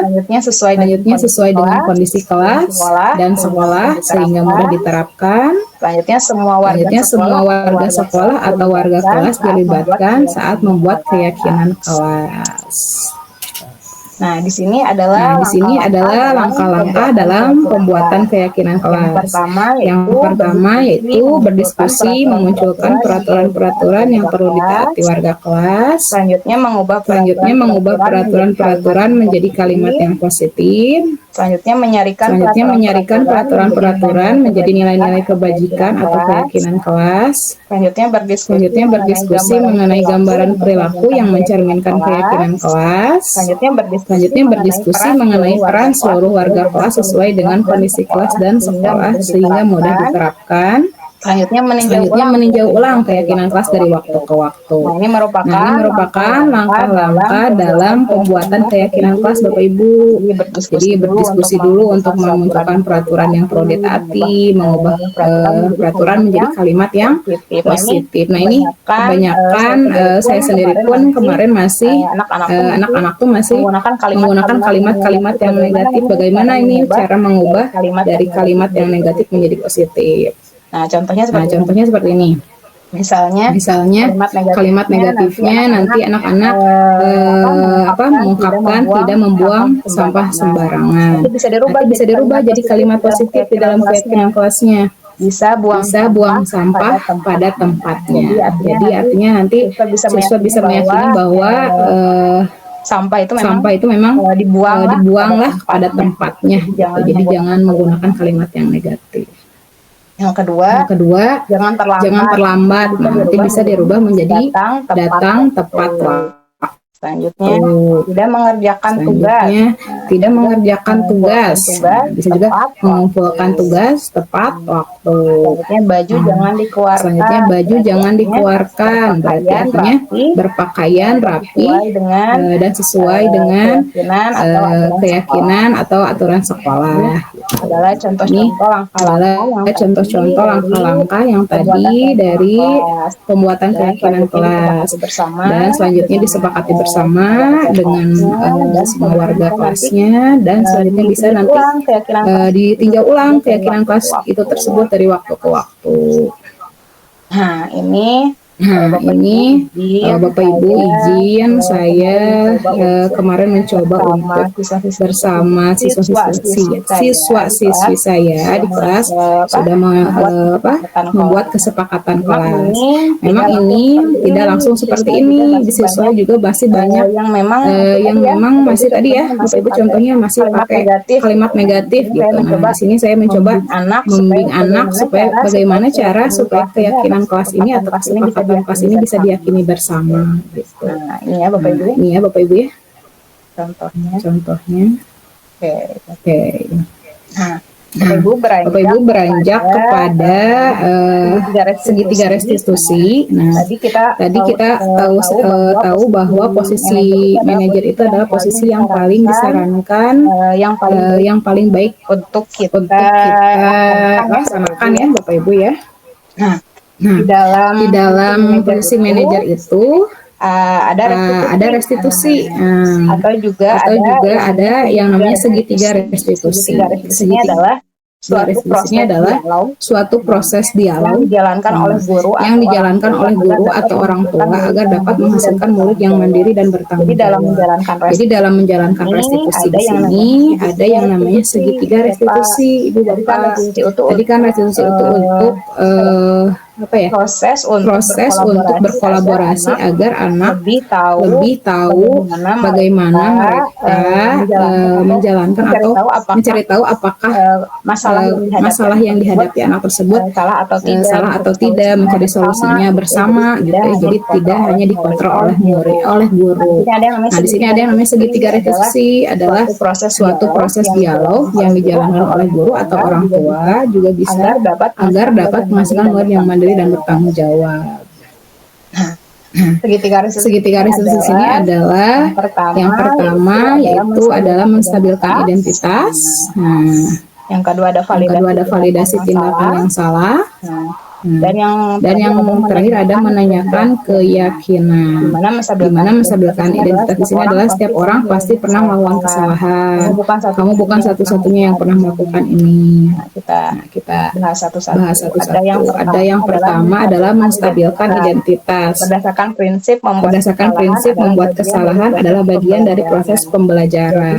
Jadi dalam tahapan untuk menstabilkan identitas dalam proses segitiga restitusi ini, Bapak Ibu Ibu nanti bisa mengungkapkan seperti ini. Tidak ada manusia yang sempurna. Jadi kalau menstabilkan identitas itu, ketika berdialog dengan murid, kita akan menciptakan dulu suasana yang nyaman dulu, Bapak Ibu. Jadi menstabilkan dulu dari kondisi gitu ya. Bisa dengan ungkapan tidak ada manusia yang sempurna. Berbuat salah itu tidak apa-apa. Banyak orang juga pernah melakukan itu. Atau bisa juga ibu bapak bukan mau mencari siapa yang salah, tapi ibu atau bapak ingin mencari solusi dari permasalahan ini. Atau bisa juga yakinlah bisa menyelesaikan ini. Jadi kita dalam menciptakan suasana yang nyaman dulu juga kita bisa mendorong anak untuk bisa menyelesaikan masalahnya sendiri. Nah, setelah menstabilkan identitas dari perilaku yang memang gagal ke yang sukses gitu ya. Selanjutnya juga dilanjutkan dengan validasi tindakan yang salah, di mana ini adalah berdasarkan prinsip setiap perilaku berupaya memenuhi suatu kebutuhan tertentu. Jadi artinya setiap tindakan di sini pasti mempunyai alasan gitu ya. Ungkapannya nanti bisa Bapak Ibu contohnya. Kamu pasti punya alasan mengapa melakukan hal itu. Atau juga bisa. Padahal kamu bisa melakukan yang lebih buruk dari ini ya. Atau bisa juga. Kamu patut bangga karena kamu melindungi sesuatu yang penting buatmu. Itu juga bisa ya Bapak Ibu. Jadi setelah tadi menstabilkan identitas, selanjutnya kita berlanjut ke validasi tindakan yang menanyakan mengapa anak tersebut melakukan sesuatu tersebut. Yang selanjutnya ada menanyakan keyakinan, di mana ini berdasarkan prinsip teori kontrol, bahwa pada dasarnya kita termotivasi secara intrinsik, bukan secara ekstrinsik. Jadi muncul dari keyakinan diri sendiri. Nah, ungkapan yang bisa, contoh yang bisa kita lakukan adalah nilai apa yang telah disepakati bersama. Siapa gambaran sebuah kelas yang ideal. Menurut kamu ingin menjadi orang yang seperti apa? Harapannya dalam menanyakan keyakinan ini siap untuk dihubungkan dengan nilai-nilai yang dia percaya. Yang dia percaya dan bisa berpindah menjadi orang yang dia inginkan.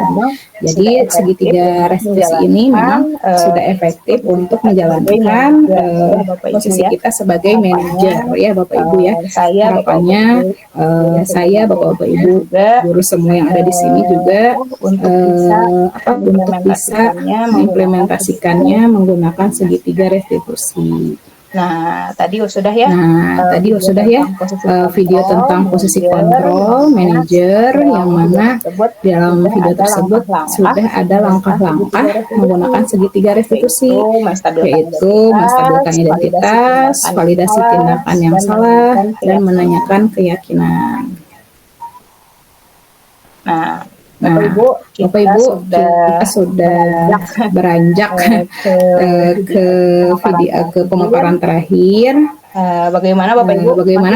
Masih semangat sebentar lagi ya. Di sini ada semangat. Kita review dulu yuk Bapak Ibu. Yang sudah saya coba paparkan apakah bermakna bagi Bapak Ibu semua. Nah, coba nomor satu keyakinan kelas dan peraturan adalah hal yang sama. Betul atau salah Bapak Ibu?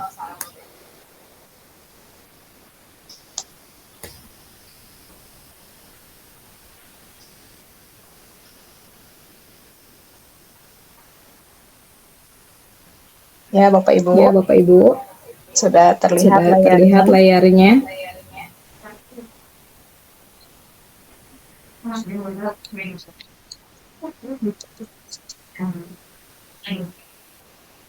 Kalau keyakinan kelas dan peraturan kelas itu adalah hal yang sama, betul atau salah?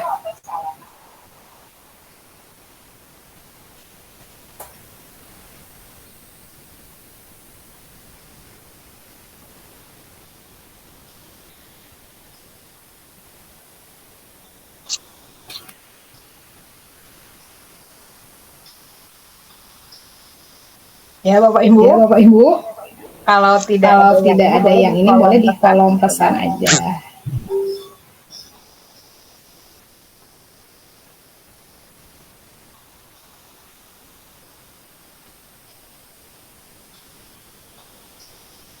Oke, mulai dari saya dulu ya, Bapak Ibu ya. Nanti selanjutnya boleh Bapak Ibu yang jawab ya. Nanti kalau sudah jawab kita refleksikan bersama gitu. Nah, ini keyakinan kelas dan peraturan kelas itu hal yang sama, betul atau salah?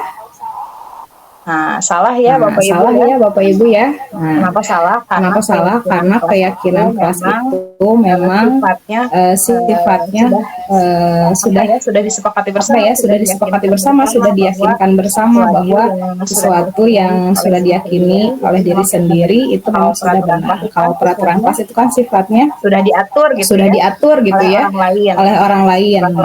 Peraturan kelas itu sifatnya stimulus respon. Kalau keyakinan kelas itu sifatnya teori kontrol, hanya diri kita yang bisa mengontrol diri kita sendiri. Mana yang nilai-nilai yang kita yakini bersama. Peraturan kelas itu nanti kebanyakannya untuk diatur oleh orang lain, gitu. Sehingga nanti bisa saja timbul motivasinya dari luar, bukan dari diri sendiri.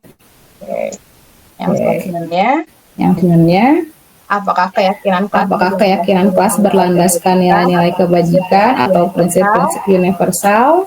Betul atau salah Bapak Ibu? Betul. Salah ya, betul ya. Sip. Kalau ini apa nilai kebajikan atau keyakinan yang ingin diangkat dari peraturan-peraturan berikut? Jadi nilai kebajikan apa sih yang akan diangkat dari keyakinan yang telah dibuat? Misalnya keyakinannya menggunakan helm saat mengendarai motor. Kira-kira nilai kebajikannya apa Bapak Ibu? Izin ya Bu. Ya boleh. Kalau menggunakan helm saat mengendarai motor, itu sebenarnya nilai bukan karena takut sama polisi ya sebenarnya, tapi memang kalau misalnya terjadi sesuatu yang tidak diinginkan, misalnya kecelakaan, itu minimal kepala kita itu tidak langsung terbentur sama misalnya aspal atau benda lain, tapi pasti akan akan aman lah gitu. Berarti nilainya keselamatan berarti ya Bu ya? Keselamatan berarti ya Bu ya? Ya, Ya, betul. Kalau membuang sampah pada tempatnya, kira-kira nilai kebajikan yang kita yakininya apa? bersih. Ya, kebersihan. Kalau misalnya tidak ada kebersihan. Jadi kalau tidak ada sampah sembarangan di mana saja, berarti tempat itu akan bersih, akan nyaman, tidak akan bau. Hebat Ibu Siti. Selanjutnya dilarang menggunakan kata-kata kasar. Berarti nilai kebajikan yang diyakininya apa ya?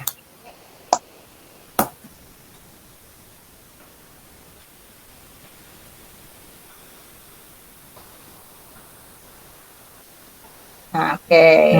Lihat aja di sini ya. Tadi betul ya yang dikatakan oleh Bu Siti. Kalau menggunakan helm saat mengendarai motor, nilai kebajikan yang kita yakini adalah keselamatan. Jadi kita yakin menggunakan helm saat mengendarai motor itu bukan karena takut ditilang gitu ya, atau takut apa, tapi kita meyakini bahwa ini menggunakan helm itu memang untuk keselamatan diri kita sendiri. Selanjutnya kalau membuang sampah pada tempatnya, nilai kebajikannya adalah menjaga kebersihan. Terus dilarang menggunakan kata-kata kasar itu adalah nilai kebajikan yang ingin kita yakini adalah selalu bersikap positif atau hormat. Ini urutan langkah utama dalam mengatur kelas. Itu adalah yang pertama, berdiskusi memunculkan peraturan. Yang keduanya mengubah peraturan menjadi kalimat yang lebih positif. Yang ketiganya menyarikan peraturan-peraturan menjadi nilai-nilai kebajikan. Selanjutnya berdiskusi mengenai gambaran perilaku yang mencerminkan keyakinan kelas. Selanjutnya berdiskusi mengenai peran seluruh warga kelas. Jadi peran sebagai guru ataupun peran sebagai murid itu bagaimana dalam mewujudkan keyakinan kelas tersebut. Nah, tadi ada 5 kebutuhan dasar manusia. Yang pertama, tadi ada apa ya Bapak Ibu?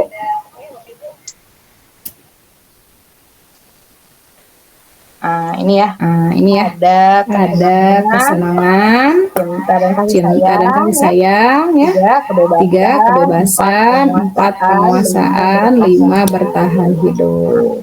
Ada 3 tahapan, dalam melakukan restitusi, yaitu identitas, validasi pilihan yang salah, dan yang menanyakan keyakinan. Ini adalah tahapan dalam melakukan yang ada dengan segi restitusi.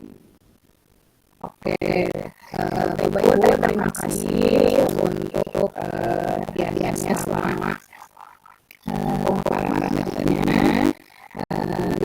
Izin saya untuk mengirimkan refleksi terhadap hasil belajar kita bersama ya Bapak Ibu ya.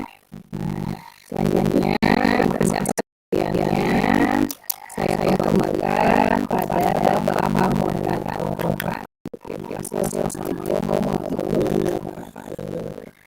Waalaikumsalam warahmatullahi wabarakatuh.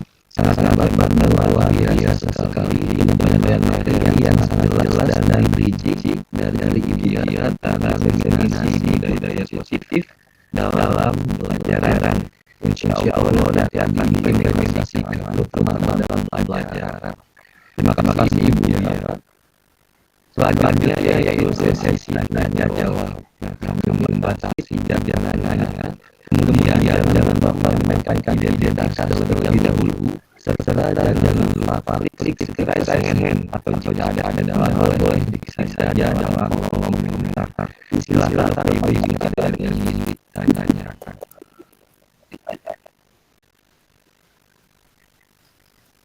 Silakan Bapak Ibu ada yang ingin ditanyakan kepada materi yang telah disampaikan oleh Ibu Nani, silakan. Atau misalnya ada kendala dari audio boleh dikisah saja di dalam komentar.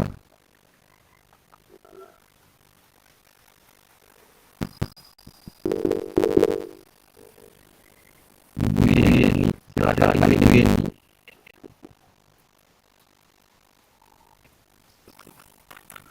Terima kasih atas kesempatan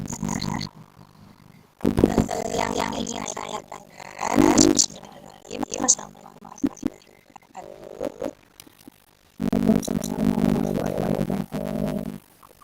Izin bertanya kira untuk proses awal pembuatan kesepakatan kelas yang diawali oleh seperti yang disebutkan tadi.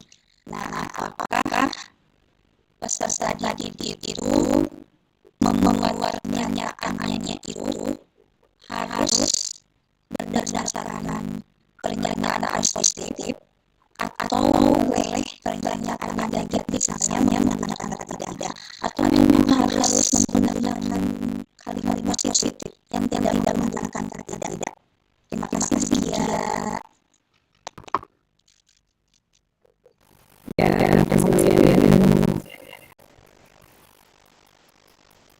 Terima kasih Bu Yeni. Bagaimana yang langsung menjawab saja tentang pertanyaannya apakah tadi membuat pernyataan positif dan berdasarkan pernyataan positif atau negatif seperti itu ya. Panggil ya. Boleh jawab atau mau terlebih dahulu. Tidak ada lagi di sebelah ada yang sebetulnya mungkin kita dulu. Boleh disilakan Ibu jika ada yang akan membahas ini. Ibu Siti Maria yang disilakan. Ya, baik terima kasih Pak Muhammad. Tadi ini terkait dengan keyakinan kelas ya atau kesepakatan yang sudah dibuat di antaranya ada yang kesepakatan bersama keyakinan yang sudah dibuat sama-sama siswa di antaranya terkait dan jika ada siswa yang terlambat nanti masuk kelas nanti seperti apa bukan konsekuensinya. Nah, tapi pada kenyataannya di lapangan salah istirahat masih ada bahkan lumayan lah cukup banyak siswa yang terlambat dan katanya dari mana mereka menjawabnya di salat jamaah itu kan seperti itu. Jadi kejadiannya bisa dibilang beberapa kali terus. Iya. Kira-kira menurut Ibu Ira solusi yang lebih baik apakah kita harus merubah kesepakatan terkait terlambat itu atau bagaimana memang kenyataannya seperti itu karena memang alasan mereka berjamaah itu kan yang jadi kata terlambat. Jadi untuk yang kelas tentang terlambat nanti mereka akan dengan alasannya alasan spesifik. Terima kasih. Terima kasih dari yang diulang-ulang titik poinnya apa sih dalam keterlambatan siswa kelas pertama dalam keyakinan kelas itu ya. Ulang jawab saja atau bagaimana ya.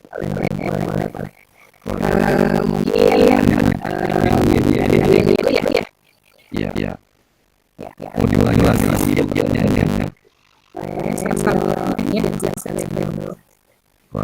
Untuk pertanyaan dari Ibu Yeni, apakah pesan di dalam buat pernyataan harus berdasarkan pernyataan positif atau bahkan negatif?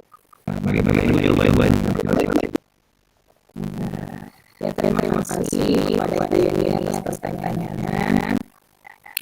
Baik, yang pertama tadi keyakinan kelas ya, apakah setiap keyakinan kelas itu dari anak-anak melakukannya ya bagus ya. Yang pertama itu berdiskusi mengembangkan peraturan yang ada di kelas. Memang dari waktu saya praktekkan juga masih memang anak masih nulisnya tuh peraturan ini tidak terlambat, tidak mencolok ya. Sebenarnya ini peraturan juga sudah baik ya, memang sudah seperti itu sesuai dengan peraturan yang sudah oleh warga sekolah. Nah, tapi karena menggunakan keyakinan kelas ya. Nah, keyakinan kelas ini memang tujuan itu supaya anak bisa lebih berpikiran positif. Nah, makanya dari membuat dari peraturan kalau peraturan biasanya kita tahu ya bahwa peraturan namanya tadi dibahas apakah sama atau tidak antara keyakinan kelas dan peraturan kelas. Nah, itu adalah hal-hal yang beda. Kalau keyakinan kelas itu perbedaannya ada hal-hal positif yang sudah ada ketika mau membacanya.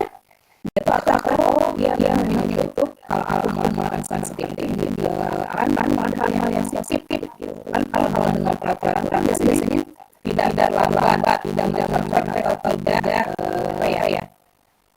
saya tidak merokok ya kan kalau anak-anak jadi berbayang hal-hal yang tidak teruskan. Kalau dia yang pas ini kita akan melakukan hal-hal tersebut jadi kalimat yang positif. Kenapa harus positif? Harapannya nanti ketika anak bacanya apa ya kayak beribadah ya namanya kalau gitu bayangan bahwa ya gitu itu hal-hal yang memang diyakini oleh diri kita sendiri gitu. Mungkin seperti itu ya. Memang dalam proses juga memang anak-anakku masih ada yang kalimat negatif ya. Kayak tidak jangan gitu ya. Nanti kita bisa sedikit saja sambil lihat di piringan atau dikasih pengertian ya buat kita dulu menggunakan kalimat yang menjadi kalimat positif karena tujuannya dengan posisi adalah dalam bentuk mewujud atau menciptakan suasana yang positif ya harapannya seperti itu. Ini jawabannya Bagaimana ini atas saya?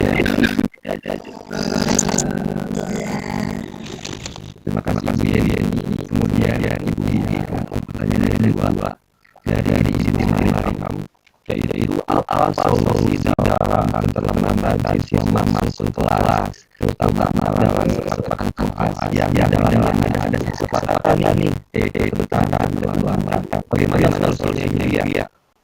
Ya, berarti memang ya dan mungkin diri jadi masih sering menemukan siswa yang memang masih banyak yang ini atas yang sudah dari mereka buat yang saya sudah seperti bersama. Nah, di sini ibu mungkin tugas kita sebagai pendidik, sebagai guru ya harus terus menanyakan. Nah, kita bisa sebagai sisi menjadi ibu ya menggunakan gara-gara bersih. Nah, sedikit ini bisa menentukan kita berdasarkan salah dan banyak keyakinan. Jadi ketika nanti ada terlambat, jangan lagi harapannya gini ya, nanti jangan lagi terlambat lagi ya. Nah, ibu bisa menggunakan ada yang menggunakan gara-gara bersih ini bu. Nah, misalkan nanti sekali-kali kita dulu. Misalnya semua ibu juga pernah melakukan kasihan ya pernah siang ya orang-orang pasti pernah melakukan kesalahan. Jadi kita bisa menjelaskan dulu dari sana kita bisa lanjut tidak tindakan yang tanya dulu pernah kamu kasihan tadi karena alasannya sholat luar ya karena sholat berjamaah. Berarti kita harus menjaga anak-anak bagaimana tanpa dengan proses seperti bersama. Ketika memang suasana dalam jam yang bisa ditentang, yang sudah seperti bersama, tapi tidak perlu mendorong orang supaya kamu tahu ya itu dari latihan yang alasannya itu alasannya salah dulu. Berarti harus bagaimana? Bagusnya itu harus tahu ya dari alasannya karena anak langsung nanti solusinya bagaimana harapannya nanti anak sendiri yang akan mencari solusinya yang baik bagaimana. Jadi kalau secara kan kita nyarinya udah berani dan soal luar soal luarnya harus rapat ya langsung kalau udah soal luar silakan kembali pas lagi tapi paling itu nanti kalau misalkan soal luarnya memang di sekolah ada berdasarkan waktu masuk sekolah malah nanti bisa dikaji ulang kayak namanya nanti kembali lagi ke langkah kayak yang dibahas ya mending jauh kayak dari waktu awal juga memang ada suatu kondisi yang yang berubah ya yang tidak sesuai dengan yang pasti bisa berubah bisa sesuai dengan yang sudah disepakati bersama. Itu paling jawabannya enggak kalau ada yang luar jawabannya bisa teman-teman yang lain seperti yang saya bilang ya tadi yang bisa yang lebih tahu ya kita sharing aja. Boleh kalau ada yang solusi yang lain bisa. Bagaimana sih Mari apa jawabannya sudah jelas? Sudah jelas dari gambar. Terima kasih. Ada satu pertanyaan lagi dari komentar dari ujian. Ini bertanya Ibu untuk para lalu dapat konsekuensinya. Nah, konsekuensi dibuat apakah memang harus dari titik jika memang dari titik dan hal tersebut tidak ada asalnya. Nah, bagaimana solusinya? Mohon maaf ada secara langsung dikarenakan audionya dan kendala. Jadi kalau memang ada Ibu, ya.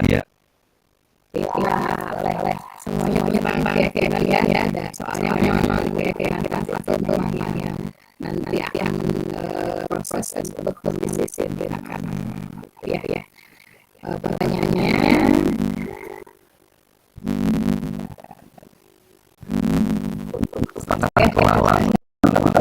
ada di dia suaranya. Ya. Oke. Pertanyaannya untuk pasukan kelas lalu dapat konsekuensinya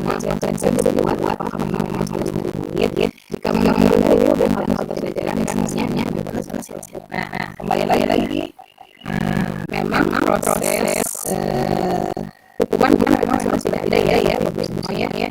Nah, mengenai tentang konsekuensi, kalau boleh lihat ini slide-nya. Yes.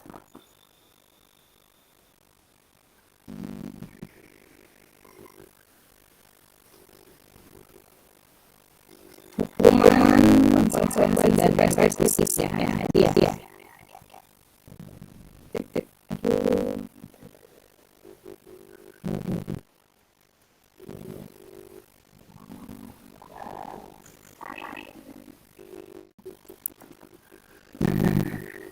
Baiklah, kemudian dari sini kita sudah melakukan hukuman ya. Berarti konsekuensi. Memang konsekuensi itu nih di sini sifatnya itu terencana ya. Nah, bisa disepakati sesuai dengan peraturan. Murid-murid tetap dibuat tidak mau karena ya harus mengganggu sesuatu yang sudah mereka lakukan ya. Ini dampaknya apa kalau ibu tadi tidak sendiri. Kenapa tidak karena murid-murid sendiri itu merasa mereka melakukan konsekuensi ya meskipun sudah disepakati ya. Dan kadang-kadang kalau sepakat dalam diri itu kadang-kadang tidak nyaman ya. Nah terus sikap guru kalau dalam konsekuensi selalu memulai murid akhirnya itu kenapa jadi stimulus bukan kontrol. Jadi anak merasa ketika melakukan kesalahan jadi si kontrol mungkin tidak sadar diri gitu. Akhirnya tidak diajarkan lagi atas lakuannya. Nah yang baik-baik apa yang betul adalah restitusi. Nah kalau restitusi itu ada proses menekan kondisi bagi untuk memperbaiki kesalahan. Ketika anak-anak melakukan kesalahan adalah kita dengan restitusi atau yang disebut tadi metodenya segitiga restitusi. Jadi restitusi di sini tidak akan sementara, mudah-mudahan ini terus bisa bisa timbul dalam diri anak sendiri untuk bisa memperbaiki kesalahannya sehingga tidak akan jenar, tidak lagi melakukan hal tersebut anak-anaknya. Terus kita juga sebagai guru tidak selalu memonitor diri. Jadi ini sendiri yang akan lebih tahu lakuannya ini baik atau tidak. Mungkin itu dulu dari kita mulai untuk bisa melakukan restitusi. Boleh konsekuensi boleh, tapi artinya konsekuensi ini memang sifatnya hanya sementara. Ya, tetap saja yang baik-baik itu adalah restitusi dan mencatatnya dengan tadi dengan segitiga restitusi yaitu adalah stabilitas, kewajiban masalah dan menekan keyakinan. Insyaallah kita juga manusia ya tanpa masalah. Justru kita sebagai pendidik haruslah terus-terusan ya mengingatkan murid, membimbing murid. Jadi ketika ada kesalahan kita tidak langsung menghakimi, tidak langsung memberi hukuman, tapi harapannya kita langsung menanyakan apakah alasannya ya. Kita bisa validasi bahwa orang itu melakukan kesalahan, terus validasi tindakan salahnya apa alasannya ya. Dan yang akhirnya kita babak untuk yang diri sendiri bahwa perlakuan tersebut itu tidak sesuai dengan norma ya. Tapi di sini kita hanya sebagai pembimbing, hanya langsung memberi tekanan ya. Contohnya bisa kira-kira apa yang akan melakukan ya. Jadi anak-anak harapannya bisa menciptakan atau melihat alasan-alasan yang sudah mereka buat sehingga bisa diselesaikan masalah sendiri. Mungkin itu Eka jawabannya. Ya, bagaimana mungkin sudah cukup jelas ya. Nah, baik berbahagia untuk sesi ini.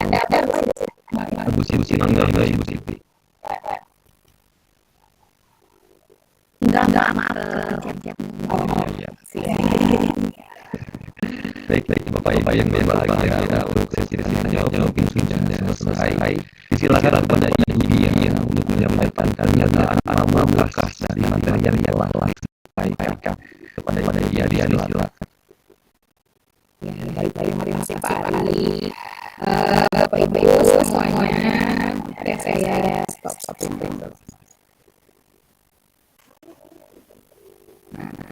Bapak Ibu semuanya terima kasih atas waktunya. Sekali lagi di sini kita berbagi ya Bapak Ibu, kolaborasi sharing aja. Bukan bagi saya yang banyak bicara, saya bisa saya lagi lebih tahu ya. Tapi kita di sini kita berinteraksi aja bersama. Apakah selama ini kita masih di kondisi yang nyaman gitu ya? Apakah kita tidak melakukan perubahan dari cercanya anak murid kita yang sukses ya, yang bagaimana ya, yang karakternya baik atau tidak, ada apakah kondisi atau situasi kita sesuai dengan jalan kita terhadap anak kita. Nah, tentunya tadi dengan Maria tadi dengan sedia dari tadi, mudah-mudahan Bapak Ibu semua dan ada saya pun bisa mengimplementasikannya di sekolah kita ya, sebenarnya anak-anak didik kita bisa menjadi orang-orang yang benar-benar berguna bagi dirinya sendiri maupun bagi orang-orang lain. Bapak Ibu semuanya, sukses Bapak Ibu semuanya. Mudah-mudahan diberi kesehatan, diberikan banyak jajannya untuk bisa semangat mencerdaskan anak bangsa. Sekian dan Bapak-Ibu, terima kasih atas waktunya, atas kesempatannya. Assalamualaikum warahmatullahi wabarakatuh. Waalaikumsalam warahmatullahi wabarakatuh. Terima kasih ya. Alhamdulillah penyampaian materi sudah selesai. Saya akan menyampaikan kesimpulan dari kajian ini bahwa benar budaya positif merupakan berwujud dari nilai-nilai atau keyakinan universal yang diterapkan di sekolah. Nilai-nilai universal tersebut berasal dari 6 prinsip pelajar Pancasila. Selain itu, budaya positif juga memiliki 7 konsep utama yang telah dijelaskan dengan sangat jelas dan sesuai olehnya, yaitu satu bahan paradigma belajar, 2 disiplin positif, 3 motivasi perilaku manusia, 4 kebutuhan dasar manusia, 5 berdasarkan kontrol guru, 6 keyakinan dewasa, dan 7 segitiga religius. Bapak Ibu yang berbahagia, sebelum kegiatan mari kita mengabadikan terlebih dahulu. Silakan Bapak Ibu untuk aktifkan kamera kita bersama terlebih dahulu. Nanti saya akan hitung dari 1 sampai 3. Apakah Bapak Ibu sudah siap?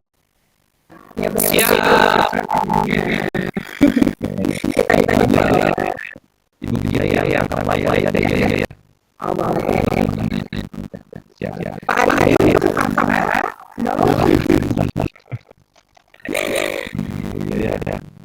Ya, Pak Ilham, Bapak udah dari mana lagi jalan ya. Baik, silakan Ilham, Ibu Yani. Aduh, ya Allah, ya. Mulai saja ya. Dari angka 1, 2, 3. Sekali lagi 1, 2, 3. Ya. Terima kasih Bapak Ibu. Alhamdulillah semua raya acara terlaksana. Semoga kegiatan hari ini menjadi harta karun bermakna yang menjadi kunci keberhasilan dalam proses pembelajaran. Mungkin itu yang dapat disampaikan. Mohon maaf jika terdapat kekurangan atau kesalahan, baik yang disengaja atau tidak disengaja. Sebelum kegiatan webinar ini, mari kita lafalkan dalam bersama. Alhamdulillah. Terima kasih, sampai jumpa di webinar selanjutnya. Spencer HD. Wassalamualaikum warahmatullahi wabarakatuh. Waalaikumsalam. Terima kasih Bapak Ibu semuanya. Sehat ya, terima kasih waktunya. Salam-salam jong kok. Dia sudah sukses sampai nanti panen kalian. Amin. Terima kasih Willy. Terima kasih Dewi. Ya.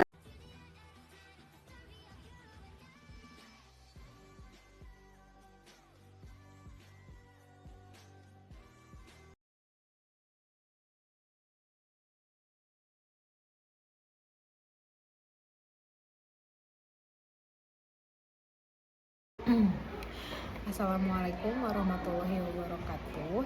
Salam dan bahagia. Saya Gia Adillah Nur Hasanah, calon guru penggerak Angkatan 11 Kabupaten Cianjur. Pada kesempatan kali ini, saya akan melakukan refleksi menggunakan modul 4P. Yang pertama, peristiwa. Yang saya telah lakukan yaitu adalah pengembasan materi mengenai disiplin positif yang saya dapatkan dari program guru penggerak.